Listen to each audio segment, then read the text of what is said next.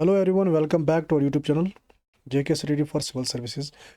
Economics for finance accounts assistant की जो series हमने स्टार्ट की है उसका ये लेक्चर नंबर 2 होगा, डिमांड एनालिसिस। यहाँ पे हम डिमांड को अच्छे से पढ़ेंगे। ये जो आपका डिमांड है ये आपके जो आने वाले लेक्चर्स होंगे इंडिफरेंस करो आपका प्रोडक्शन से जो लेक्चर होगा, तो फैक्टर्स ऑफ प्रोडक्शन, सारा जो लॉज ऑफ प्रोडक्शन है, सब के लिए ये बहुत ही ज़्यादा इंपॉर्टेंट आपका रोल प्ले करेगा। तो इसको अच्छे से देखिए, इसको अच्छे से समझने की कोशिश करेंगे। तो यहाँ पे meaning of demand, demand function, kinds of demand, determinants of demand, given goods, Veblen goods, bandwagon effect, सबको हम अच्छे से पढ़ेंगे। ठीक है, और इसके जो फ्री नोट्स हैं आपको फ्रीली अवेलेबल होंगे हमारे टेलीग्राम चैनल पे। तो चलिए हम वीडियो को स्टार्ट करते हैं। वीडियो को ध्यान से देखिए और समझने की कोशिश कीजिए। जहाँ पे समझ ना आ जाए आप कमेंट्स करके हमें बोल सकते हो। तो पहले देखते हैं मीनिंग ऑफ डिमांड, आखिर डिमांड की मीनिंग है क्या। देखिए, अगर डिमांड देखेंगे, demand means desire, but in economics demand means desire backed by the purchasing power and willing to pay the price। Desire को खाली हम डिमांड नहीं कहेंगे इकोनॉमिक्स में। इकोनॉमिक्स में हम डिमांड बोलते हैं, डिज़ायर भी होनी चाहिए। उसके बाद क्या होना चाहिए, आप में परचेजिंग पावर होनी चाहिए, यानी कि आप में उसको खरीदने की एबिलिटी होनी चाहिए, कैपेबिलिटी होनी चाहिए। उसके बाद आप उसको उस पे यानी कि विलिंग होने चाहिए, उस पे जो उसका प्राइस होगा उस पे विलिंग होने चाहिए उसको खरीदने के लिए। यानी कि desire, purchasing power, willing ability to pay and willingness to pay at that price, तो उसको हम बोलेंगे डिमांड। एनसीईआरटी की मैंने डेफिनेशन ली है यहाँ पे, इसको भी देखेंगे। The quantity of a commodity that a consumer is willing to buy. Quantity किसी भी कमोडिटी की जो एक कंज्यूमर खरीदना चाहेगा, बॉट करना चाहेगा, and is able to afford, और वो कर सकता है, उसमें उतनी कैपेबिलिटी है, एबिलिटी है कि वो कर सकता है, परचेजिंग पावर है उसमें। प्राइसेस होंगे गिवन, यानी कि प्राइस चेंज नहीं होंगे, वो विलिंग होगा उस प्राइस पे खरीदने के लिए। उसका टेस्ट और प्रेफरेंसेस भी गिवन होगा, यानी कि उससे टेस्ट एंड प्रेफरेंसेस भी चेंज नहीं हो जाएंगे। तो इसको हम बोलेंगे डिमांड किसी भी कमोडिटी के लिए। ठीक है, तो I think meaning of demand आपको क्लियर हुई होगी। अब इसके बाद देखेंगे डिटर्मिनेंट्स ऑफ डिमांड, या इसको फैक्टर्स या वेरिएबल्स भी बोलते हैं, जो डिमांड को डिटरमाइन करते हैं, जिनसे डिमांड पे असर पड़ता है। वो कौन कौन से है? पहला है आपका price of the goods. Price एक इंपॉर्टेंट रोल प्ले करता है। जब भी आप मार्केट जाओगे कोई भी चीज़ खरीदने के लिए, आपकी जो पहली नज़र रहती है वो प्राइस पे ही रहती है कि इस चीज़ का प्राइस क्या है। जितना प्राइस होगा उसी हिसाब से आप आप गुड्स को खरीद सकते हो। Next will be prices of the related goods. Related goods को इकोनॉमिक्स ने दो गुड्स में डिवाइड किया है, एक है सबस्टिट्यूट गुड, दूसरा है कॉम्प्लीमेंट्री गुड। सबस्टिट्यूट गुड का मतलब है अगर आपके पास दो कमोडिटी है और दोनों आपको सेम लेवल ऑफ सेटिस्फिकेशन देते हैं। फॉर एग्जांपल अगर टी है एंड कॉफ़ी है, दोनों से आपको टेस्ट सेम मिलता है, आप सेटिस्फाई होते हैं, तो इनको हम बोलेंगे सबस्टिट्यूट गुड। अगर आप कम्प्लीमेंट्री गुड की बात करेंगे, कम्प्लीमेंट्री गुड का मतलब होता है जब जॉइंटली एक या दो से ज़्यादा गुड्स कोई एक गुड बनाता हो जो आपको सेटिस्फिकेशन देता हो, तो उसको हम बोलते हैं कम्प्लीमेंट्री गुड्स। गुड की अगर मैं आपको एग्जांपल दूं, आप मान लीजिए आपको टी बनानी है, टी के लिए आपको शुगर भी चाहिए, टी के लिए आपको मिल्क भी चाहिए, और भी कुछ इंग्रेडिएंट्स हैं वो आपको चाहिए, तो ये सब मिला के आपको बना के देते हैं टी, तो इनको हम बोलेंगे कॉम्प्लीमेंट्री गुड्स। तो इनका प्राइस आपस में कितना रहेगा, क्या रहेगा, उस पर भी फर्क पड़ता है डिमांड पे। Next will be consumers expectation about the future. Future में आपकी क्या एक्सपेक्टेशन है, प्राइस राइज होगा, प्राइस डिक्रीज होगा, उस पर भी आपके प्रेजेंट डिमांड पे असर पड़ता है। इनकम ऑफ द कंज्यूमर, जितनी ज़्यादा इनकम होगी उतना आप खरीद सकते हो, अगर आपकी इनकम कम है तो आप कम ही खरीद सकते हो, तो इसका भी एक काफ़ी ज़्यादा इंपॉर्टेंट रोल होता है डिमांड में।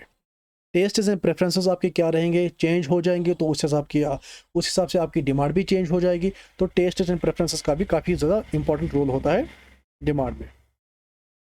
देन पॉपुलेशन, जितनी ज़्यादा पॉपुलेशन होगी उतना ज़्यादा ही आपको डिमांड करनी पड़ेगी अपनी पॉपुलेशन को फीड करने के लिए, तो पॉपुलेशन का भी काफ़ी ज़्यादा इंपॉर्टेंट फैक्टर रहता है डिमांड में। Next is climate.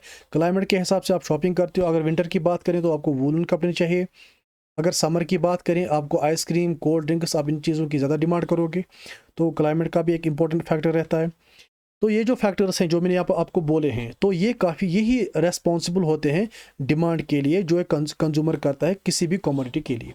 जो सारे यहाँ पे कमोडिटी है, प्राइस है, इनकम है, price of the substitute good है, पॉपुलेशन, क्लाइमेट, सब कुछ मिला के एक कंज्यूमर जब भी कोई चीज़ खरीदता है तो ये सब चीज़ें उसकी नज़र में, उसके दिमाग में होती है। क्लियर है?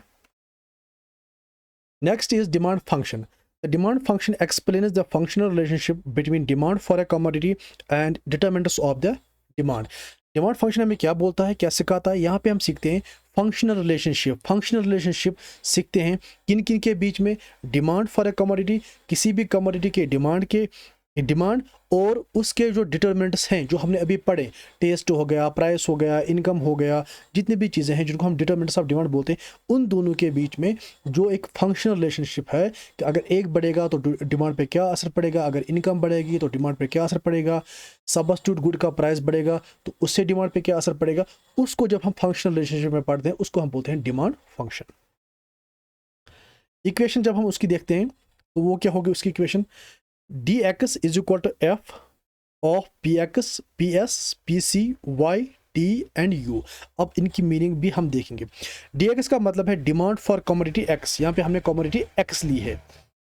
Function f means functional relationship, इसके साथ है फंक्शनल रिलेशनशिप, एक तो हो गया px means price of a commodity x, दूसरा है प्राइस ऑफ द सब्स्टिट्यूट यानी कि ps जिसको हम डिनोट करते हैं,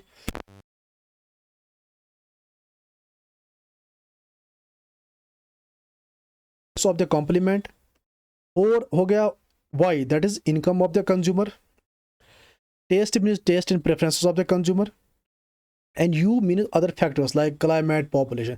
तो ये सब चीज़ें हैं, जब इनको हम देखते हैं इनका रिलेशन डिमांड के साथ, उस डिमांड को जब हम देखते हैं तो उसको हम बोलते हैं फंक्शनल रिलेशनशिप। उसका वो फंक्शनल रिलेशनशिप को हम फिर बोलते हैं डिमांड, यानी कि functional relationship between these factors, these determinants with the demand of any commodity x, उसको हम बोलते हैं डिमांड फंक्शन। क्लियर है? Whenever one or more of these variable change, जब भी इनमें से एक या एक से ज़्यादा वेरिएबल चेंज होता है, ये जो वेरिएबल यहाँ पे, इनको वेरिएबल भी हम बोलते हैं, वेरिएबल भी हम यहाँ पे बोलते हैं, the consumer is likely to change as well, the consumer is likely to change, यानी कि डिमांड भी quantity of the good chosen by the consumer is likely to change, यानी कि जब भी इनमें से एक या एक से ज़्यादा वेरिएबल्स डिटरमिनेंट्स चेंज होंगे तो जो क्वांटिटी कंज्यूमर चूज करता है वो भी लाइकली है कि वो चेंज हो जाए। यहाँ पे हमने क्या किया, जो हम आगे पढ़ेंगे, हमने क्या किया है, we shall change one of this variables at a time, पहले हम खाली एक डिटरमिनेंट को ही चेंज करेंगे, बाकी को कांस्टेंट रखेंगे। फॉर एग्जाम्पल पहले केस में हम प्राइस को लेंगे, दूसरे में इनकम को लेंगे, तीसरे में सब्स्टिट्यूट गुड्स को लेंगे, एक टाइम पे एक ही वेरिएबल को हम लेंगे, सो दैट हम देखेंगे कि कंज्यूमर का क्या अफेक्ट पड़ता है, कंज्यूमर की डिमांड पे क्या इफेक्ट पड़ता है उस वेरिएबल के चेंज होने पर। क्लियर है? तो पहला देखेंगे relationship between demand and price. Demand and price को हम देखेंगे, यानी यहाँ पे हम खाली वेरिएबल लेंगे प्राइस को, खाली फैक्टर प्राइस की बात करेंगे, बाकी को रखेंगे कांस्टेंट। यहाँ पे जो फंक्शन बनेगा, फंक्शन वो क्या बनेगा डिमांड फंक्शन का, वो बनेगा dx is equal to function of what, price only, सिर्फ प्राइस की बात यहाँ पे हो रही है। सेटिरस पेरिबस का मतलब होता है अदर थिंग्स रिमेनिंग अनचेंज, यानी कि जो बाकी फैक्टर्स हैं वो अनचेंज रहेंगे। If we keep other factors constant the demand of a commodity X depends upon its price, अगर हम बाकी चीज़ों को कांस्टेंट रखेंगे, इस केस में जो कमोडिटी की डिमांड है वो खाली डिपेंड रहेगी एक्स पे। Here, if the price of a commodity X rises, the quantity demand of it will fall. यहाँ पे इस केस में क्या होगा, अगर किसी भी कमोडिटी का प्राइस अप होता है, तो जो उसकी डिमांड है वो डाउन होगी। ये हम सीखते हैं इस रिलेशनशिप में। क्लियर है? इट मीन्स कि there is inverse relationship between price and demand, यानी कि इनवर्स है, इनवर्स मीन्स उल्टा, ये बढ़ा तो ये घटा। और अगर यहाँ पे दूसरा केस हो सकता है प्राइस डाउन हो जाए, फॉल कर जाए, तो इस केस में डिमांड जो होगी वो इंक्रीज कर जाएगी, इसी को बोलते हैं inverse relationship. So the price demand करो स्लोप्स डाउनवर्ड, जो प्राइस डिमांड करो होगी, डिमांड करो क्या मतलब है, जो आपका डिमांड शेड्यूल है या जो आप डिमांड करते हो उसको जब हम ग्राफ में प्रेजेंट करते हैं उसको हम बोलते हैं डिमांड करो। यहाँ पे जो डिमांड करो बनेगी, ठीक है, वो क्या होगी, वो होगी डाउनवर्ड की तरफ वो स्लोप करेगी। ठीक है, means negative slope of demand करो। यहाँ पे जो डिमांड करो का स्लोप होगा वो नेगेटिव होगा, ठीक है, पॉजिटिव नहीं होगा। वो क्या है जरा देखेंगे उसको भी। ये है आपकी, यहाँ पे आप देखो, इसको बोलते हैं डिमांड करो। ठीक है, यहाँ से हम ओ एक्सिस को हम बोलते हैं ओ एक्सिस, यहाँ पे हम लेंगे एक सेकेंड ओ एक्सिस पे हम हमेशा लेंगे quantity demand, and Y axis पे हम लेंगे प्राइस। ठीक है। जो भी डिटरमिनेंट होगा, डिटरमिनेंट चाहे इनकम हो, प्राइस हो, सब्स्टिट्यूट गुड हो, उसको लेंगे हम इस पे वाई एक्सिस पे, और क्वांटिटी डिमांड को हमेशा कहाँ पे लेंगे, ओ एक्सिस पे, यानी कि एक्स एक्सिस पे। ये जो आप देख सकते हो, जब प्राइस 10 रुपीज़ है, उस पर डिमांड है 10 kg में। जब प्राइस नीचे चला जाता है, फॉल करता है 8 रुपीज़ की तरफ, तो डिमांड भी बढ़ जाती है 20 kg की तरफ। तो ऐसे ही करके जितना प्राइस नीचे चला जाता है, फॉल होता है, तो आपकी जो डिमांड है वो भी बढ़ जाती है। तो इसका मतलब क्या है कि प्राइस क्या हुआ, प्राइस डाउन हुआ, लेकिन डिमांड क्या हुई, डिमांड इंक्रीज हुआ। यही है inverse relationship of the inverse relationship between price and demand. और डिमांड क्रू जो है, जो डिमांड क्रू यहाँ से पॉइंट्स पे बनती है, ठीक है, उनको ये इसका स्लोप क्या है, डाउनवर्ड की तरफ, लेफ्ट टू राइट, और इसको भी नेगेटिव स्लोप भी बोलते हैं, negative slope of the demand curve. ठीक है। नेक्स्ट है हमारे पास relationship between demand for a commodity and income. अब हम देखेंगे इनकम का डिमांड के साथ क्या रिश्ता है, क्या रिलेशन है। यहाँ पे जो फंक्शन होगा, डिमांड फंक्शन, वो होगा dx is equal to function of y, that is function of y means function of income. Ceteris paribus means other things unchange, बाकी जितनी भी चीज़ें हैं उनको अनचेंज रखेंगे यहाँ पे। इट मीन ये कि हमें बोलता है explains the functional relationship between income of consumer and demand for goods. यहाँ पे फंक्शनल रिलेशनशिप दिखाई जाती है किस किस के बीच में, कंज्यूमर की इनकम और डिमांड फॉर गुड्स के बीच में। क्लियर। जनरली क्या देखा जाता है, क्या सोचा जाता है, if the level of income rises the in consumer purchases more of good. ये सोचा जाता है कि अगर जितनी ज़्यादा कंज्यूमर की इनकम होगी, उतना ही ज़्यादा वो गुड्स को परचेज करेगा। And vice versa, vice versa means उल्टा, कि अगर इनकम घट गई तो आपकी डिमांड भी कम हो जाएगी। लेकिन ये हमेशा ऐसा ही केस नहीं होता है। तो इसको सॉल्व करने के लिए हमने क्या किया, इकोनॉमिस्ट ने क्या किया, उन्होंने गुड्स को डिस्टिंग्विश किया है डिफरेंट टाइप्स में। ठीक है। अब हम उसी के हिसाब से, गुड्स के हिसाब से ही, टाइप्स ऑफ गुड्स के हिसाब से ही देखेंगे उनका इनकम पे क्या इफेक्ट पड़ता है। यहाँ पे हम टाइप्स ऑफ गुड्स लेंगे। पहला है नॉर्मल गुड। नॉर्मल गुड पे इनकम इफेक्ट क्या रहता है, demand increases with the increase in the consumers income. Normal good में इनकम इफेक्ट रहता है जब जब कंज्यूमर की इनकम जो है बढ़ेगी, तो जो उसकी डिमांड है वो भी बढ़ेगी, यानी कि पॉजिटिव रिलेशनशिप है डिमांड और इनकम के बीच में। कहाँ पे, नॉर्मल गुड्स की बात कर रहे हैं। ठीक है। और vice versa, vice versa means भाई अगर इनकम नीचे चली गई, आपकी डिमांड भी नीचे चली जाएगी, कम हो जाएगी। ठीक है। यानी कि पॉजिटिव रिलेशनशिप है किस किस के बीच में, इनकम एंड नॉर्मल गुड के बीच में। यानी कि यहाँ पे हम नॉर्मल गुड की बात करेंगे। अब इसी को हम देखेंगे ग्राफ में। यह है ग्राफ। यहाँ पे हमने लिया इनकम ऑफ द कंज्यूमर, यहाँ पे एज यूजुअल हम लेंगे क्वांटिटी डिमांडेड। जब कंज्यूमर की इनकम Y1 है, उस पे वो Q1 डिमांड करता है। जब कंज्यूमर की इनकम बढ़ जाती है Y2 पे, तो जो डिमांड है वो भी बढ़ जाती है Q2 पे। और जो ये जो डिमांड करो है वो है upwards, from left to right. ठीक है, अपवर्ड्स है। वहाँ पे क्या होती थी प्राइस के केस में, डाउनवर्ड्स, लेकिन यहाँ पे अपवर्ड्स है इन केस ऑफ नॉर्मल गुड। दूसरा गुड हमारे पास है इन्फीरियर गुड। इन्फीरियर गुड होता है लो क्वालिटी गुड। ठीक है। इन्फीरियर गुड का मतलब है लो क्वालिटी गुड। इनकम इफेक्ट क्या रहता है इन्फीरियर गुड में, demand decreases with increase in income. यहाँ पे उल्टा है, यहाँ पे इनवर्स है। ठीक है। यहाँ पे जब आपकी इनकम बढ़ेगी, इनकम बढ़ गई, किस केस में, इन्फीरियर गुड की बात करें, तो जो आपकी डिमांड है वो कम हो जाएगी। ठीक है। ऐसे अगर इनकम कम हुई, डिमांड बढ़ेगी, यहाँ पे इनवर्स रिलेशनशिप है किस केस में, इन्फीरियर गुड के केस में। और नेगेटिव भी है, ये तो नेगेटिव रिलेशनशिप होगी किन किन के बीच में, इनकम और इन्फीरियर गुड के बीच में। अब इसका ग्राफ देखेंगे। यहाँ पे आप देखो, यहाँ पे है क्वांटिटी डिमांडेड, यहाँ पे आपकी इनकम। जब आप इनकी इनकम 500 है तो आप 800 क्वांटिटी डिमांड कर रहे हो। जब आपकी इनकम बढ़ गई 700, 500 से 700, पहले 500 थी, तो आपकी जो डिमांड है वो भी कम हुई, आप 720 ही क्वांटिटी आप डिमांड कर रहे हो। इट मीन्स यहाँ पे क्या है, नेगेटिव रिलेशनशिप है, इनकम के बढ़ने के साथ साथ डिमांड घट जाती है। इस केस में, इन्फीरियर गुड के केस में। नॉर्मल गुड के केस में ये क्या है, पॉजिटिव।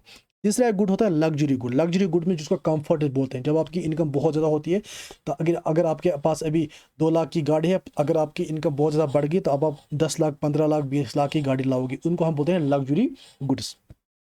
इसमें इनफैक्ट इनकम इफेक्ट क्या रहता है, demand increases with the higher income level of consumer. Demand increase होती है जब जब कंज्यूमर की जो इनकम है वो ज़्यादा बढ़ जाती है, बहुत ज़्यादा। ठीक है। तो जो रिलेशन होगी वो पॉजिटिव होगी, क्योंकि इनकम के साथ साथ इनकम बढ़ गई, आपकी डिमांड भी बढ़ जाती है। किस केस में? लग्जरी गुड की केस, लग्जरी गुड के केस में। सॉरी,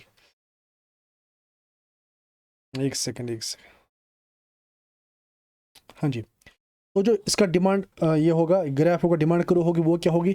यहाँ पे हमने लिया है कंफर्ट एंड लग्जरी गुड्स इस साइड में, और इस साइड में है इनकम। इनकम थी एन पे, ठीक है, इनकम है एन। इस पे कंज्यूमर लग्जरी गुड्स की डिमांड करता है ओ एम पे, ओ एम तक, यहाँ तक करता है लग्जरी गुड्स की demand.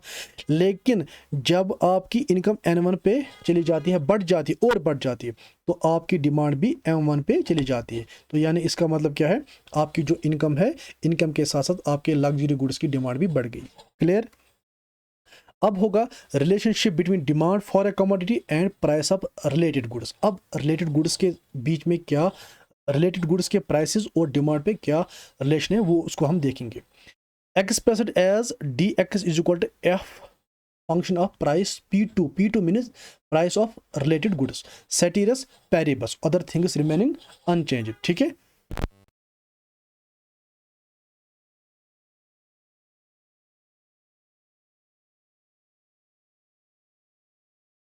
Commodity X depends upon the price of their related commodity. यानी कि यहाँ पे हम देखते हैं कि जो डिमांड फॉर कमोडिटी होती है एक्स की, वो किस पे डिपेंड करती है? वो डिपेंड करती है prices of their related commodities. जो रिलेटेड कमोडिटीज होती हैं उस गुड के लिए, उसकी प्राइसेस पे वो डिपेंड करता है। In economics related commodities are of two type. Economics में रिलेटेड कमोडिटीज जो होती है वो दो टाइप की होती है। एक होता है सब्स्टिट्यूट गुड, दूसरा होता है complementary good. Substitute like coffee है, टी है, कॉफ़ी है। कॉम्प्लीमेंट्री में ब्रेड है, बटर है। कॉम्प्लीमेंट्री मैंने आपको बोला, यहाँ पे हम इकट्ठे इन दोनों की डिमांड करते हैं, ये हमें एक के साथ जो ज़रूरी होते हैं, यानी कि जॉइंट डिमांड भी जिनको हम बोलते हैं। लेकिन जो सब्स्टिट्यूट गुड है वो हम एक टाइम पे एक ही लेते हैं, या कॉफ़ी लेंगे या टी लेंगे या कॉफ़ी लेंगे। तो ये डिफरेंस है इनके बीच में। अब इन दोनों को हम देखेंगे। पहले देखेंगे कॉम्प्लीमेंट गुड को। जो कॉम्प्लीमेंट्री गुड है, those goods which are used together to satisfy a given want. वो गुड्स जो जॉइंटली यूज होते हैं एक वांट को सेटिस्फाई करने के लिए, एक प्रोडक्ट देने के लिए। लेट से कार एंड पेट्रोल हम एक टाइम यूज पे करते हैं, पेन एंड इंक उनको भी एक टाइम पे यूज करते हैं। तो ये है complementary goods. In case of complementary goods, an increase in the price of one good causes a decrease in the demand of the other good. Complementary good के केस में क्या होता है? अगर इंक्रीज होता है प्राइस किसी भी एक गुड में, ठीक है, वो क्या करता है, उससे जो दूसरा गुड हो जो उसके साथ कॉम्प्लीमेंट करता हो, जो उसके लिए जो इकट्ठे हम यूज़ करते हैं, तो उसकी डिमांड पे भी असर पड़ता है। फॉर एग्जांपल अगर टी की बात करेंगे, अगर टी के लिए हमें मिल्क चाहिए, मिल्क की बात करेंगे, मिल्क का प्राइस लेट से अप हुआ, तो यहाँ पे क्या होगा? कॉम्प्लीमेंट्री के केस में जो टी है आपका, उसकी जो डिमांड है वो डाउन हो जाएगी। यहाँ पे इनवर्स रिलेशनशिप होती है कॉम्प्लीमेंट्री गुड के, क्योंकि मिल्क और टी के बीच में रिलेशनशिप है, मिल्क से ही टी बनता है। क्लियर है? इनवर्स रिलेशनशिप मैंने आपको बोला, यहाँ पे नेगेटिव रिलेशनशिप है, एक के प्राइस बढ़ने से दूसरे की जो डिमांड है वो कम हो जाती है। वही ये इसका भी कहने का मतलब है कि यहाँ पे इनवर्स रिलेशनशिप है या नेगेटिव रिलेशनशिप होती है प्राइस ऑफ कॉम्प्लीमेंट्री गुड और डिमांड फॉर अदर गुड के दरमियान। देखो यहाँ पे इमेज के थ्रू से देखते हैं, डिमांड करो क्या होगी। यहाँ पे लिया है प्राइस ऑफ मिल्क, यहाँ पे लिया है डिमांड फॉर टी। देखो अगर हम यहाँ ये वाला पॉइंट देखेंगे एक, और ये देखेंगे यहाँ पे दूसरा, लेट से प्राइस ऑफ मिल्क है यहाँ पे, इसको रखेंगे OP, और इस पे जो टी की डिमांड है वो है यहाँ पे OQ। ठीक है, अगर प्राइस ऑफ मिल्क यानी कि मिल्क का जो प्राइस है वो अप होता है, इंक्रीज होता है, तो जो डिमांड फॉर टी हो वो भी क्या होगी? डिक्रीज हो जाएगी। क्यों हो जाएगी डिक्रीज? क्योंकि जो टी की प्राइस है वो भी इंक्रीज होगी, क्योंकि मिल्क महंगा पड़ गया, दूध महंगा पड़ गया, तो टी भी महंगी बनेगी। Simple is a case. ठीक है, ये हो गया कॉम्प्लीमेंट्री गुड। अब देखिए सब्स्टिट्यूट गुड। सब्स्टिट्यूट गुड का क्या मतलब होता है? जैसा कि मैंने आपको बोला, ये वो गुड्स होते हैं जिनको हम करते हैं एक टाइम पे एक ही गुड को यूज़ करते हैं in place of each other. यानी कि या तो हम गुड ए या गुड बी को यूज़ कर सकते हैं, क्योंकि वो एक दूसरे के सब्स्टिट्यूट होते हैं, वो सेम लेवल ऑफ सेटिस्फिकेशन हमें देते हैं। ठीक है, जैसे कि टी एंड कॉफ़ी है, या तो हम टी के लिए जाएंगे या कॉफ़ी के लिए जाएंगे, या हम घी यूज़ कर सकते हैं या रिफाइंड ऑयल यूज़ कर सकते हैं। ये दोनों हमें लिए सब्स्टिट्यूट गुड्स हैं। ठीक है, यहाँ पे क्या केस रहने वाला है? In case of substitute goods, an increase in the price of one good causes an increase in the demand of other good. यहाँ पे क्या होता है, अगर ए के प्राइस में इंक्रीज होता है, सब्स्टिट्यूट गुड के ए के प्राइस में इंक्रीज होता है, तो दूसरा इसका सब्स्टिट्यूट गुड हुआ, उसकी डिमांड में क्या होगा, इंक्रीज होगा वहाँ पे भी। लेट अस से यहाँ पे बोलो टी है, टी का जो प्राइस है वो ऊपर चला गया, जो कॉफ़ी है ओब्वियसली जो कॉफ़ी की डिमांड है वो भी ऊपर चली जाएगी। क्यों? क्योंकि टी महंगी हो गई, लोगों ने शिफ्ट किया कॉफ़ी की तरफ, यहाँ पे पॉजिटिव रिलेशनशिप होगी। This shows that demand for substituted goods move in the opposite direction. इसका ये क्या शो करता है, ये जो इनकी डिमांड है ये अपोजिट डायरेक्शन में होती है। And slope of the demand good is positive upwards from left to right. जैसे कि यहाँ पे डाउनवर्ड्स था लेफ्ट और राइट की तरफ से कॉम्प्लीमेंट्री के केस में, लेकिन जो सब्स्टिट्यूट गुड्स के केस में होगा वहाँ पे जो डिमांड ग्रो होगी इसके जो स्लोप होगा वो होगा पॉजिटिव और होगा upwards from left to right, जिसको हम यहाँ पे देखेंगे। लेट अस से ये है प्राइस ऑफ कॉफ़ी, ये है डिमांड फॉर टी। अगर हम केस ये लेंगे, ये एक केस है, ठीक है, यहाँ पे आप ये पॉइंट मान लो और ये आप इनिशियल मान लो। इनिशियल प्राइस कॉफ़ी का ये है ओपी, इसको हम पी मानते हैं, और जो इसकी डिमांड है उसको इसको हम रखते हैं क्यू, ओ क्यू, यानी कि ओपी प्राइस पे हम लेते हैं O Q quantity of tea, ठीक है। Let us say price of coffee goes up, यानी कि प्राइस ऑफ कॉफ़ी राइज कर जाता है यहाँ पे OP1 पे, तो इससे क्या होता है, यहाँ पे जो डिमांड फॉर टी है वो इंक्रीज हो जाती है OQ से लेके OQ1 तक, यानी कि इस पॉइंट से लेके इस पॉइंट तक। क्लियर है? यानी कि प्राइस ऑफ कॉफ़ी के बढ़ने से डिमांड फॉर टी बढ़ जाती है, इसलिए इनके बीच में पॉजिटिव रिलेशनशिप होता है। यहाँ पे कॉम्प्लीमेंट्री केस में नेगेटिव होता है, यहाँ पे होता है downwards from left to right, और यहाँ पे होता है यहाँ पे होता है upwards from left to right, यहाँ पे होता है downwards from left to right. अब काइंड्स ऑफ डिमांड देखेंगे। यूजुअली 4 टाइप्स की डिमांड होती है। डायरेक्ट डिमांड, जिसमें आपका प्राइस डिमांड, इनकम डिमांड और क्रॉस डिमांड आता है। उसके बाद इनडायरेक्ट है, जॉइंट एंड कंपोजिट। पहले देखेंगे डायरेक्ट डिमांड को। इसमें प्राइस डिमांड, इसका मतलब होता है demand for a commodity at a particular price. जो फंक्शन होगा that will be DX is equal to function of X, other things remain is equal. Next is income demand, इसका मतलब है it refers to demand for a commodity at various levels of income. यहाँ पे income factor रहेगा, that demand function will be DX is equal to function of PY, means demand for commodity X is the function of what, income only, other things will be remaining equal. Third will be cross demand, जिसमें substitute goods and complementary goods आते हैं, आपको उसको cross demand भी बोलते हैं। It refers to the quantity demanded of a commodity due to change in the price of other commodity, यानी कि जो अदर कमोडिटी होगा उनके प्राइस में क्या चेंज आता है, उसकी वजह से जो आपका गुड होगा उस पर क्या इफेक्ट पड़ता है, वो होगा क्रॉस डिमांड। यहाँ पे क्या होगा demand function, DX is equal to function of P2, P2 means price of other related good, other things will be equal. Next is indirect demand और डेराइव्ड डिमांड। इसका क्या मतलब है, demand for factors of production, जो भी factors of production होते हैं like land, labour, capital and organisation, उनको उनकी जो डिमांड है उसको हम बोलते हैं इनडायरेक्ट डिमांड, ठीक है। Because they help in the production of a commodity which is directly demanded. वो क्या करते हैं, वो हमें हेल्प करते हैं किस चीज़ को, कमोडिटी को बनाने में, और जो कमोडिटी है वो डायरेक्टली डिमांड होती है मार्केट में, ठीक है। तो इसको हम बोलते हैं डेराइव्ड डिमांड, किसको, फैक्टर्स ऑफ प्रोडक्शन को। Next is joint demand. Joint demand क्या है, it refers to demand for those goods which are always demand jointly, जिनको हम जॉइंटली डिमांड करते हैं, यानी कि जिनको कंप्लीमेंट्री भी बोलते हैं, इसको कंप्लीमेंट्री डिमांड भी बोलते हैं, car and petrol. Composite demand, composite demand का मतलब है it refers to the total demand for a commodity which can be used for various purposes.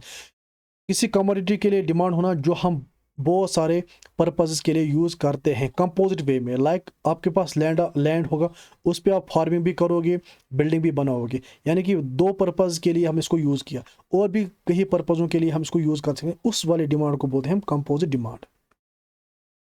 Law of demand very much important है। क्या हमें law of demand बोलता है, इस law के according all other things remaining, यानी कि जितने भी डिटर्मिनेंट्स ऑफ डिमांड है या फैक्टर्स ऑफ डिमांड है वो क्या रहेंगे, कांस्टेंट, इनमें कोई चेंज नहीं होगी। इफ द प्राइस राइजेस, अगर प्राइस राइज होगा लॉ ऑफ डिमांड के हिसाब से, डिमांड डिक्रीज, डिमांड क्या होगी, डिक्रीज होगी, जो हम अभी तक पढ़ते आ रहे हैं। यानी कि ये लॉ ऑफ डिमांड ही है जिसके अकॉर्डिंग प्राइस का अप होना, डिमांड का डाउन होना, ये लॉ ऑफ डिमांड है। And if price follows demand increase, और अगर क्या होगा, प्राइस फॉल करेगा तो इस केस में क्या होगा, जो डिमांड होगी वो इंक्रीज करेगी। It means there is an inverse relationship between price and demand. यहाँ पे क्या है, इनवर्स है, अपोजिट रिलेशनशिप है, किन किन के बीच में, प्राइस और डिमांड के बीच में, according to law of demand. वो जो डिमांड फंक्शन होगा वो होगा demand for X is the function of price of X. इसके कुछ एजप्शंस है, एजप्शंस में खाली आपको यही याद रखना है कि जितने भी हमने डिटरमिनेंट्स पढ़े, क्या, जैसे कि price of related goods, income consumer की, ठीक है, और हमने पढ़ा है सब्स्टिट्यूट्स और टेस्ट इन प्रेफरेंसेस। इनके अलावा ये तो हमने पढ़े ही पढ़े हैं, यानी कि डिटरमिनेंट्स ऑफ डिमांड एक तो इसके एजप्शन में आएगा, उनको हमको कांस्टेंट रखना है। जितने भी डिटरमिनेंट्स ऑफ डिमांड है या फैक्टर्स ऑफ डिमांड है उनको रखना है कांस्टेंट, यानी कि वो चेंज नहीं होंगे। अगर वो चेंज होंगे तो लॉ ऑफ डिमांड काम नहीं करेगा, एक बात। दूसरा, आपको जो इनकम, दूसरा जो है कमोडिटी, नॉर्मल कमोडिटी होनी चाहिए, इन्फीरियर सुपीरियर ये नहीं होना चाहिए, तो फिर ही तभी आपका लॉ ऑफ डिमांड काम कर सकता है। तो एजप्शंस में आपको जितने भी फैक्टर्स या डिटरमिनेंट्स ऑफ डिमांड है उनको कांस्टेंट रखना है, उनको चेंज नहीं करना है। उसके बाद डिमांड शेड्यूल और डिमांड करो की बात करेंगे। डिमांड शेड्यूल और डिमांड करो के भी दो आपको पार्ट्स दिखेंगे, एक होगा individual demand schedule and individual demand करो, दूसरा होगा market demand schedule and market demand करो। पहले हम देखेंगे इंडिविजुअल डिमांड शेड्यूल और इंडिविजुअल डिमांड करो को। क्या होता है individual demand schedule? Demand schedule is a statement in the form of a table. एक स्टेटमेंट होता है किसके फॉर्म में, टेबल के फॉर्म में, that show the different quantities, जो हमें डिफरेंट क्वांटिटीज शो करता है इन डिमांड, जो कि डिमांड में है, एट डिफरेंट प्राइसेस पे, उसको हम सिंपली बोलते हैं डिमांड शेड्यूल। और इसी डिमांड शेड्यूल को जब हम पिक्चोरस या ग्राफिकल रिप्रेजेंटेशन देते हैं उसको हम बोलते हैं डिमांड करो, ठीक है। Graphical representation of the relationship between prices of a good और services and the quantity demanded for a given period of time, जो कि ये है इसकी जो डिमांड शेड्यूल है, इसको जब हम एक ग्राफिक प्रेजेंटेशन देते हैं तो उसको बोलते हैं हम डिमांड करो। क्लियर? अब स्लोप क्या रहता है डिमांड करो? डिमांड करो का जो स्लोप रहता है वो यूजुअली होता है नेगेटिवली स्लोप, यानी कि नीचे की तरफ। क्यों रहता है नीचे की तरफ? क्योंकि हमने लॉ ऑफ डिमांड पढ़ा है, लॉ ऑफ डिमांड में हमें ये सिखाया गया है कि इनवर्स रिलेशनशिप होती है किन किन के बीच में, price of the product and quantity demand, जिसकी वजह से जो डिमांड करो का स्लोप होता है वो होता है नेगेटिव और होता है downwards from left to right. क्या होता है? डाउनवर्ड्स होता है, left to right. Clear? Next, market demand schedule and market demand curve. Market demand schedule means summation of the individual demand schedule. जितने भी इंडिविजुअल डिमांड शेड्यूल होते हैं, customer A, customer B, customer C का, उसको जब हम एक ही में सम करते हैं, जब उसको डिपिक्ट करते हैं, और उसको ही बोलते हैं हम क्या, उसको बोलते हैं हम मार्केट डिमांड शेड्यूल। यानी कि बहुत सारे इंडिविजुअल्स का जो डिमांड शेड्यूल होता है उसको सम अप करना, उसको एक ही ग्राफ में लेके जाना, एक ही शेड्यूल में लेके जाना, उसको बोलते हैं डिमांड शेड्यूल। ऐसे मार्केट डिमांड करो बनती है इन्हीं वो होती है रिप्रेजेंटेशन किसकी, डिमांड शेड्यूल की। Is a graphical representation of the demand schedule. ये रिप्रेजेंटेशन होती है डिमांड शेड्यूल की। क्लियर है? यहाँ पे आपको क्लियर होगा। लेट अस से ये है मार्केट डिमांड शेड्यूल, यहाँ पे प्राइसेस दिए गए हैं, ये है आपका कंज्यूमर ए और कंज्यूमर बी, इसने इन प्राइसेस पे इतने यूनिट्स ऑफ कमोडिटी डिमांड किया है और कंज्यूमर बी ने इतने डिमांड किए। फिर जब हम इनकी डिमांड्स को जोड़ेंगे, लाइक 5 + 4 = 9, ऐसे ही 4 + 3 7, 3 + 2 5 एंड 2 + 1 3, तो ये जो हमारा न्यू बन गया, ये बन गया मार्केट डिमांड शेड्यूल। क्लियर है? इसी को जब हम ग्राफिकल रिप्रेजेंटेशन देंगे ये बनेगा आपका मार्केट डिमांड करो। आई होप आपको अंडरस्टैंड हुआ होगा। Reason behind downward slope of the demand करो। क्यों स्लोप होता है डिमांड करो का डाउनवर्ड्स? उसके पीछे कुछ रीजन है। पहला है law of diminishing marginal utility का, इसको दिया था अल्फ्रेड मार्शल ने। इसके हिसाब से जब एक कंज्यूमर के पास कोई गुड ज़्यादा से ज़्यादा होता है तो उसकी जो मार्जिनल यूटिलिटी होती है वो कम होती है, डिक्लाइन कर जाती है। मार्जिनल यूटिलिटी का क्या मतलब है? फॉर एग्जांपल, अगर आपके पास बहुत सारे एप्पल्स हैं या कोई भी चीज़ है, तो जो आपकी उसके लिए टेस्ट होगा, यूटिलिटी होगा, जिससे वो आपको सेटिस्फाई कर सकती, वो ऑब्वियसली कम होता है।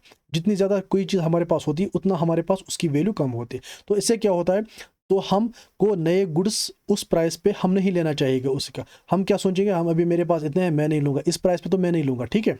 तो अगर इसके प्राइस कम होते हैं, अगर इस प्रोडक्ट के प्राइस कम होते हैं, फॉल कर जाते हैं, जो हमारे पास काफ़ी ज़्यादा हैं, तो उस प्राइस पे हम उसको खरीदना चाहेंगे, ओरिजिनल प्राइस से डाउन पे। क्लियर है? तो वो भी क्योंकि हमें पता है प्राइस कम हुआ, डिमांड ज़्यादा हुई, तो प्राइस कम डिमांड ज़्यादा means law of demand, that will be slope of the demand curve to the downwards. Clear? Next, substitution effect. Substitution effect क्या होता है?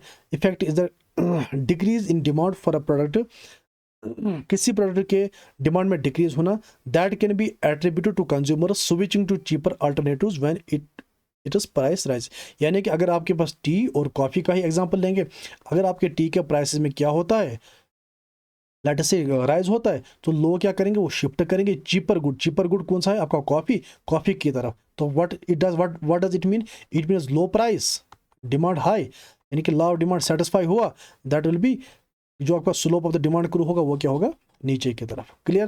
Third is income effect. The income effect is the change in the एक second the income effect is the change in the consumption of goods based on income. Consumption का change होना, ठीक है, उसको बोलते हैं बेस्ड ऑन इनकम, इनकम पे। यानी कि अगर इनकम के हिसाब से आपके कंजप्शन में चेंज आ जाती है, उसको इनकम इफेक्ट बोलते हैं। This means consumers will generally spend more if they experience and increase in income. इसका मतलब होता है वैसे अगर आप में इनकम ज़्यादा हुई तो आप ज़्यादा डिमांड करोगे, ठीक है। दे में spend less if there income drops. अगर इनकम ड्रॉप होती है तो ऑब्वियसली आप कम खरीदोगे। New buyers, when the price of a commodity decreases, the new buyers are attracted to that market because when the price level falls, it becomes cheaper good than before। यानी कि इसका क्या मतलब, अगर कोई गुड है, अगर उसकी प्राइस डाउन होती है तो न्यू बायर क्या होंगे, वो ज़्यादा डिमांड करेंगे क्योंकि अब वो उसको खरीद सकते हैं, क्योंकि अब ये चीपर बन गया है। Old buyers, when the price of anything decreases, the old buyers purchase more good than before। अगर किसी भी प्रोडक्ट का प्राइस गिर जाता है, जो ओल्ड बायर्स होते हैं, प्राइस गिर गया, जो ओल्ड बायर्स होते हैं वो इसको ज़्यादा खरीदना चाहेंगे, ठीक है, क्योंकि इसका प्राइस गिर गया है, चीप हो चुका है। तो ये कुछ रीज़न है जिनकी वजह से जो स्लोप ऑफ द डिमांड करो होता है वो था डाउनवर्ड्स की तरफ। यूजुअली आपसे law of diminishing marginal utility पूछते हैं, सब्स्टिट्यूशन इफेक्ट भी पूछते हैं और इनकम इफेक्ट भी पूछते हैं। ये सब चीज़ें आपको जो हम नेक्स्ट लेक्चर लाएंगे, इंडिफरेंस करो और आपका हाँ वही, और इलास्टिसिटी ऑफ डिमांड, वहाँ पे ये चीज़ें और ज़्यादा हमें क्लियर हो जाएंगी। एक्सेप्शंस होते हैं कुछ लॉ ऑफ डिमांड के, यानी कि जहाँ पे लॉ ऑफ डिमांड काम नहीं करता। लॉ ऑफ डिमांड का क्या, लॉ ऑफ डिमांड क्या है? लॉ ऑफ डिमांड एक जनरल स्टेटमेंट है जिसमें ये कहा गया है इनवर्स रिलेशनशिप है प्राइस और डिमांड के बीच में। लेकिन कुछ सिचुएशन ऐसी होती है जहाँ पे लॉ ऑफ डिमांड काम नहीं करेगा, वहाँ पे आप अगर प्राइसेस हाई भी होंगी, हाई प्राइसेस, तो आपकी जो डिमांड है वो भी हाई ही होगी। ये कुछ एक्सेप्शनल केस है, इसीलिए इनको बोलते हैं exceptions of the law of demand. वो कौन से हैं उनको देखेंगे यहाँ पे। पहला है गिफन पैराडॉक्स, यानी कि इसका क्या मतलब है? In the case of necessary goods the law of demand can not be operated. जो नेसेसरी गुड्स होते हैं जिनको हमें खरीदना पड़ता है, उनके बगैर चारा नहीं होगा, वहाँ पे आपका लॉ ऑफ डिमांड काम नहीं करेगा। वहाँ पे हम ये नहीं देखेंगे प्राइस कम हो जाएंगे हम ज़्यादा खरीदेंगे, नहीं, वहाँ पे हमें वो ज़रूरत होती है। This is observe by British economist the sir Robert Giffen. इसको ऑब्जर्व किया था ब्रिटिश के इकोनॉमिस्ट रॉबर्ट गिफन ने। उसने क्या ऑब्जर्व किया, लंदन में जो लो पेड वर्कर्स थे वो परचेज कर रहे थे मोर ब्रेड, इवन इसकी प्राइस जब हाई थी। क्यों? क्योंकि वो लो पेड थे, उनके पास मीट या कुछ अदर न्यूट्रिशनल जो चीज़ें थी वो खरीदने की एबिलिटी नहीं थी। तो अगर उनका ब्रेड का प्राइस ऊपर भी चला जाता था, वो तब भी उसको खरीदते थे। तो यहाँ पे कौन सा लॉ वायलेट हुआ? लॉ ऑफ डिमांड यहाँ पे वायलेट होता है। क्यों? लॉ ऑफ डिमांड के हिसाब से प्राइस होना चाहिए ज़्यादा, प्राइस ज़्यादा होगा, डिमांड क्या होगी? कम। लेकिन यहाँ पे क्या केस था? यहाँ पे प्राइस ज़्यादा हुई लेकिन डिमांड भी क्या हुई? ज़्यादा हुई, क्योंकि उनको ये सब खरीदना ही खरीदना पड़ता है। नेक्स्ट, लेकिन इस चीज़ को गिफन गुड बनने के लिए कुछ कंडीशंस होते हैं।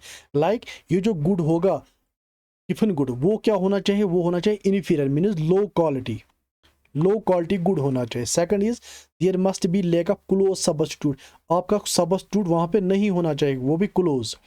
The good must constitute substantial percentage of the buyer's income, यानी कि जिस गुड की हम बात कर रहे हैं जो गिफन गुड होगा, वहाँ पे जो कंज्यूमर है उसका अच्छा खासा जो इनकम है उस पे ही, गुड पे ही खर्च होना चाहिए, ठीक है। ऐसा नहीं कि आपकी 100 रुपीज़ इनकम है और आप 10 रुपीज़ उस गुड पे खरीद रहे हो, तब वो गिवन गुड नहीं होगा। अगर लड़ से आपकी इनकम 100 रुपीज़ है, एटलीस्ट आपका 70-80% उसी पे खर्च होना चाहिए, तभी वो गिवन गुड कहा जा सकता है। उसके बाद है वेबलिन गुड्स। वेबलिन गुड्स का क्या मतलब है? Goods having prestigious demand, the greater the price the greater the demand in order to maintain status in the society. यानी कि ऐसे गुड्स जिनकी एक प्रेस्टिजियस वैल्यू है, लाइक हमारा डायमंड है, जितनी ज़्यादा इसकी प्राइस होगी, जो बड़े लोग हैं, अमीर लोग हैं, वेल्दी लोग हैं, वो इसको ज़्यादा खरीदना चाहेंगे। क्यों? अपनी स्टेटस को मेंटेन करने के लिए। Next is band wagon effect. इसका क्या मतलब है? जब भी आप किसी को देखते हो कोई चीज़ कंज्यूम करते हुए, फॉर एग्जांपल आप इंडिया और अमेरिका की बात करेंगे, इंडिया अमेरिका में कोई ट्रेंड इस टाइम चल रहा है, या आपका कोई फेवरेट है वहाँ पे, या कुछ भी, तो जो इंडियंस है वो चाहते हैं हम भी इस चीज़ को खरीदें। ठीक है, यानी कि वो एक किस्म से इसको कॉपी करते हैं। एक साइकोलॉजिकल बिहेवियर होता है कि वो उसी चीज़ को कॉपी करते, उसी चीज़ को कंज्यूम करते, चाहे प्राइसेस कुछ भी हो। मीनिंग अगर प्राइसेस राइज भी होंगे तो तभी वो उस चीज़ को खरीदेंगे। इस चीज़ को बोलते हैं बैंड वैगन इफेक्ट। नेक्स्ट है आपका स्नोब इफेक्ट। एक सेकंड। स्नोब इफेक्ट जो है ये उल्टा है, बैंड वैगन का रिवर्स है। यहाँ पे क्या होता है? यहाँ पे demand for commodity decreased owing to the fact that others are consuming the same commodity. यहाँ पे डिमांड जो कमोडिटी की है डिक्रीज हो जाती है। क्यों?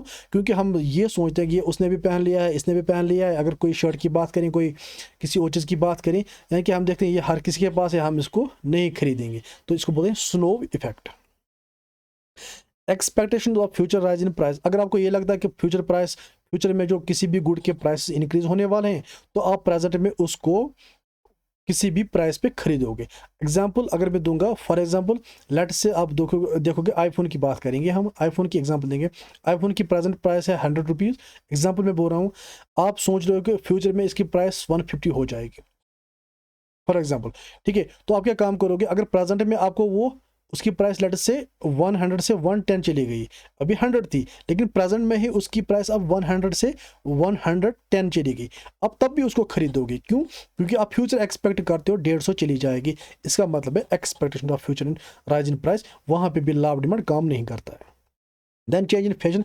अगर फैशन में कोई चीज़ चेंज हो जाती है, तब भी आप उस चीज़ को खरीदोगी, भले ही प्राइस कुछ भी क्यों ना हो।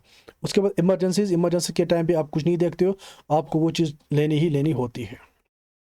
अब मूवमेंट्स इन डिमांड, अब खाली दो आई थिंक इसमें पॉइंट्स रहेंगे, मूवमेंट एंड शिफ्ट। लेक्चर हमारा एंड होने को है। मूवमेंट्स इन डिमांड करो देखेंगे क्या होता है। मूवमेंट अलॉन्ग द डिमांड करो is caused by change in the price of the good only. Movement में खाली आपको कंसंट्रेट करना है प्राइस पे, बाकी जितने भी चीज़ें हैं, फैक्टर्स हैं, वो रहते हैं कांस्टेंट। अदर फैक्टर्स क्या रहेंगी? कांस्टेंट। जो मैं यहाँ पे ऊपर लगाता हूँ ना ऐसे डैश, इसको आप मान लीजिए बार, यानी कि कांस्टेंट, ये चेंज नहीं होगी, खाली प्राइस होगी। किसमें? मूवमेंट इन डिमांड में। Other things remaining constant, it is also called change in quantity demand. इसको बोलते हैं change in quantity demanded of the commodity. Clear है? इसके और एक बात है, movement is always along the same demand करू। यहाँ पे नई डिमांड करू नहीं बनती है। ठीक है, डिमांड करू ये होती, जो हम इसको जो पॉइंट्स को, जो प्राइसेस और क्वांटिटी डिमांड जहाँ पे मिलता है, जिस पॉइंट पे जब हम उन पॉइंट्स को मिलाते हैं ना, उसको बोलते हैं डिमांड करो। ये जो डिमांड करो है ये चेंज नहीं होगी, नई डिमांड करो नहीं बनेगी। कहाँ पे? मूवमेंट में। खाली एक ही डिमांड करो पे होगा, ऊपर नीचे या एक्सटेंड या कॉन्ट्रैक्शन होगा या एक्सटेंशन होगा। यहाँ पे भी दो है, एक है एक्सटेंशन ऑफ डिमांड, दूसरा है contraction of demand. Extension of demand का क्या मतलब है? When quantity demanded of a commodity increases. जब क्वांटिटी किसी भी कमोडिटी की क्या होगी? इंक्रीज होगी। किसकी वजह से? प्राइस के फॉल होने की वजह से। उसको हम बोलते हैं एक्सटेंशन ऑफ डिमांड। बाकी जितने भी फैक्टर्स है वो क्या रहेंगे? कांस्टेंट। ऐसे ही कॉन्ट्रैक्शन की बात करें, contraction means when quantity demand of a commodity decreases. जब किसी भी कमोडिटी की जो क्वांटिटी है, जो डिमांड है उस कमोडिटी के डिक्रीज हो जाए। क्यों हो जाएगी डिक्रीज? क्योंकि उसके जो प्राइस है वो इंक्रीज हो रहे हैं, और जो बाकी फैक्टर्स हैं वो क्या रहेंगे? कांस्टेंट। उसको बोलेंगे कॉन्ट्रैक्शन ऑफ डिमांड। ठीक है, अब हम इसी कुछ चीज़ को देखते हैं ग्राफ में। ये ग्राफ है, यहाँ पे देखो, मूवमेंट इन द डिमांड करो, contraction of demand and expansion of demand. For example ये है हमारा ओरिजिनल प्राइस, और इस ओरिजिनल प्राइस पे क्या है? क्वांटिटी हमारी है ये, और ये जो एक मिनट मैं आपको और चीज़ बताऊंगा, जो डिमांड करू होती है, ये जो पॉइंट्स होते हैं ना यहाँ पे, जहाँ पे प्राइस और क्वांटिटी डिमांड मिल जाता है, इन पॉइंट्स को जब हम लाइन से जोड़ते हैं उसको बोलते हैं हम डिमांड करो। तो हमने ओरिजिनल प्राइस माना ओपी और इसकी जो डिमांड है वो है ओक्यू। लेट से डिमांड चली जाती है, प्राइस नीचे चला जाता है P1 की तरफ, यानी कि फॉल होता है। उस केस में क्या होगा, आपका जो आपकी डिमांड है वो ओ क्यू यानी कि यहाँ से लेके कहाँ चली जाती है, ओ क्यू तक, यानी कि ओ क्यू 2 तक, इतनी आपकी डिमांड बढ़ जाती है। क्यों? क्योंकि आपका प्राइस फॉल हुआ है। इसको हम बोलेंगे एक्सपेंशन ऑफ और एक्सटेंशन ऑफ डिमांड। ठीक है। दूसरा केस, अगर प्राइस ये है, पी है, ओपी प्राइस है, अगर इसकी जो प्राइस जो है इस गुड का ये इंक्रीज हुआ, लेट से OP1 चला गया, तो यहाँ पे क्या होगा, आपकी जो क्वांटिटी थी OQ ये नीचे चली जाएगी OQ1 पे, यानी कि इतना आप में डिक्रीज होगा। ठीक है। जब डिमांड डिक्रीज होगी तो कॉन्ट्रैक्शन ऑफ डिमांड होगा, that will B this side. यहाँ पे कॉन्ट्रैक्शन ऑफ डिमांड, यहाँ पे एक्सपेंशन ऑफ डिमांड। ठीक है। और ये जो मूवमेंट होता है ये एक ही डिमांड ग्रुप पे होगा, यहाँ पे दूसरी डिमांड ग्रुप नहीं बनेगी। Next is shift of the demand करो, मीन द एंटायर डिमांड करो शिफ्ट टू द राइट और लेफ्ट। यहाँ पे डिमांड करो नहीं बनती है। ठीक है। या वो लेफ्ट की तरफ मूव करेगी या वो राइट की तरफ शिफ्ट करेगी, सॉरी, या वो शिफ्ट लेफ्ट की तरफ करेगी या राइट की तरफ शिफ्ट करेगी। क्यों? Because changes in other factors. वहाँ पे हम सिर्फ लेते थे प्राइस को, यहाँ पे प्राइस का कोई रोल नहीं बनता है शिफ्ट में, प्राइस यहाँ पे कॉन्स्टेंट रहेगा, अदर फैक्टर्स जो होंगे वो चेंज हो जाएंगे। ठीक है। इसको क्या बोलते हैं, change in demand. These factors are, क्या क्या फैक्टर्स हैं, कंज्यूमर की इनकम, ठीक है, prices of other goods, consumer taste and preferences, ये फैक्टर्स है जिनकी वजह से डिमांड करू जो है नहीं बनती है। क्लियर है? शिफ्ट जो होता है डिमांड करू में, शिफ्ट ऑफ डिमांड करू कैन ब्रिंग क्या क्या, increase in demand and decrease in demand. Increase in demand को देखते हैं। Increase in demand refers to the situation when the consumer buy a large amount of commodity at the same price. Prices में नहीं बोला, prices में कोई change नहीं होगी, प्राइसेस सेम होगी, लेकिन कंज्यूमर क्या करता है, लार्ज मोर डिमांड करता है। क्यों? क्योंकि जो अदर फैक्टर्स है उनमें कुछ चेंज आई है जिसकी वजह से कंज्यूमर ने क्या किया, ज़्यादा गुड्स को बाय कर लिया। तो एंटायर डिमांड करो शिफ्ट होगी राइट की तरफ होगी। ठीक है। ये यहाँ पे शिफ्ट कहाँ होगी, राइट की तरफ। किस केस में, इंक्रीजिंग डिमांड में। अब कौन से काज हैं जिसकी वजह से इंक्रीजिंग डिमांड होती है? इंक्रीज इन इनकम, अगर कंज्यूमर की इनकम बढ़ जाए। Increase in the price of substitute, अगर प्राइस सब्स्टिट्यूट गुड का प्राइस बढ़ जाए तो कंज्यूमर जो उसका दूसरा सब्स्टिट्यूट गुड होगा उसी की तरफ ज़्यादा डिमांड करेगा। Consumer taste is become stronger in favour of that good, अगर कोई गुड होगा, अगर कंज्यूमर का टेस्ट उसके लिए ज़्यादा बनेगा, ठीक है, तो उस केस में भी इंक्रीज इन डिमांड होगा। और अगर आपकी पॉपुलेशन बढ़ जाती है तब भी इंक्रीज इन डिमांड होगा। और जो ग्राफ होगा वो कैसे होगा, ओपी प्राइस है, इसको ओ बोलते हैं यहाँ पे, ये ओपी प्राइस है, OP1 सॉरी प्राइस है। और जो क्वांटिटी डिमांड है इस पे वो होती थी पहले Q2, सॉरी पहले Q1, उसके बाद जो अदर फैक्टर्स, इन फैक्टर्स में चेंज हुआ, ठीक है, इनकम बढ़ गई या कुछ और हुआ, तो ये जो डिमांड, जो क्वांटिटी डिमांड है वो बढ़ गई, कहाँ पे, Q2 तक आ गई। और जो Q2 तक जो क्वांटिटी डिमांड आ गई, इससे क्या हुआ, अभी डिमांड करो ये थी, ठीक है, क्योंकि प्राइस तो एक ही जगह, प्राइस यहाँ पे बढ़ेगा घटेगा नहीं, प्राइस तो कांस्टेंट है। ठीक है। इंपॉर्टेंट है यहाँ पे प्राइस, यहाँ पे कांस्टेंट रखना है आपको। ठीक है। अब क्या होगा, जो डिमांड करू है ये राइट की तरफ शिफ्ट करेगी, ये वाली नई डिमांड करू बनेगी, D2 आपकी नई डिमांड करू बनेगी। क्यों? क्योंकि इंक्रीज इन डिमांड हुआ, डिमांड में इंक्रीज हुआ। अब दूसरा केस इसका है decrease in demand, refers to the situation when the consumer buy a less amount of commodity at the same price, यानी कि ये वो सिचुएशन है जहाँ पे कंज्यूमर कम खरीदता है, प्राइसेस सेम है। वो कम क्यों खरीदता है? क्योंकि कुछ फैक्टर्स हैं प्राइसेस के बगैर जिनमें कुछ चेंज हुआ है। अब यहाँ पे क्या, इस केस में क्या होगा, जो एंटायर डिमांड करू होगी वो शिफ्ट करेगी लेफ्ट की तरफ। यहाँ पे इंक्रीज इन डिमांड में राइट की तरफ शिफ्ट किया था, यहाँ पे शिफ्ट करेगी वो लेफ्ट की तरफ। क्या काजेज हैं डिक्रीज इन डिमांड के? Decrease in income of the consumer, अगर कंज्यूमर की इनकम डिक्रीज हो जाती है। Fall in the price of substitution goods, अगर सब्स्टिट्यूशन गुड के प्राइस में फॉल होता है तब भी आपकी डिमांड कम होगी। Consumers taste becoming stronger unfavourable, यहाँ पे फेवरेबल था, यहाँ पे अनफेवरेबल रहेंगे, कंज्यूमर को वो चीज़ पसंद नहीं है, टेस्ट उसका चेंज हो गया। और पॉपुलेशन आपकी डिक्रीज हुई, पॉपुलेशन कम हुई, इसकी वजह से भी क्या होगा, डिक्रीज इन डिमांड होगा। और आपकी जो डिमांड करू है नई बनेगी वो शिफ्ट करेगी लेफ्ट की तरफ। जैसा कि यहाँ पे आप देख सकते हो प्राइसेस क्या हमारे हैं, कांस्टेंट है P1, इसमें चेंज नहीं आएगी। जो क्वांटिटी डिमांड है, पहले हमारी क्वांटिटी डिमांड ये थी, ठीक है, Q1, लेकिन अब इन शिफ्ट्स में चेंज हुआ, इंक्रीज इनकम कम हुई, सब्स्टिट्यूशन गुड के प्राइसेस फॉल हो गए, पॉपुलेशन कम हुई, तो उसकी वजह से क्या हुआ, क्वांटिटी डिमांड भी अब कम होने लगी डिमांड, ठीक है, क्वांटिटी की जो डिमांड थी वो भी कम होने लगी, और जो डिमांड कर्व बन गई वो बन गई नहीं। अब डिमांड कर्व के फिर से मैं यहाँ पे समझाऊंगा, डिमांड कर्व का मतलब जो कर्व होती है डिमांड की, ये इसको हम कहाँ बनाते हैं, इसको हम किसी जगह नहीं बना सकते, यहाँ पे नहीं, इसको हम वहीं पे बना सकते हैं जहाँ पे प्राइस और डिमांड मिल जाता है, कट करता है, मिल जाता है, ठीक है, मिल जाता है जिस पॉइंट पे, उसी पे हम कर्व डालते हैं, उसी को बोलते हैं डिमांड कर्व। क्लियर है? आई होप आपको समझ आया होगा। फिर भी अगर आपको कोई भी कन्फ्यूजन हो, किसी जगह कोई भी क्लैरिटी चाहिए, तो आप कमेंट सेक्शन में हमें बोल सकते हो। कोई मसला, कोई भी आपको एक्सटेंशन करवाना होगा, इसमें किसी जगह आपको कोई कमी लगी होगी, तो कोई मसला नहीं, आप कमेंट सेक्शन में अपने व्यू ज़रूर शेयर कीजिए। और वीडियो को जितना हो सके, अगर आपको पसंद आया हो, आपको इसमें समझ आई हो चीज़ें, तो आप इसको ज़रूर शेयर कीजिए अपने दोस्तों में, अपने फ्रेंड्स में। तो इस वीडियो में हम इतना ही। हमारा जो नेक्स्ट टॉपिक होगा वो होगा इलास्टिसिटी ऑफ डिमांड और थ्योरी ऑफ कंज्यूमर डिमांड, जिसमें हम इंडिफरेंस कर्व एनालिसिस पढ़ेंगे और यूटिलिटी का कंसेप्ट भी हम इसी में देखेंगे। चलो इस वीडियो में इतना ही, अपना ख्याल रखिए।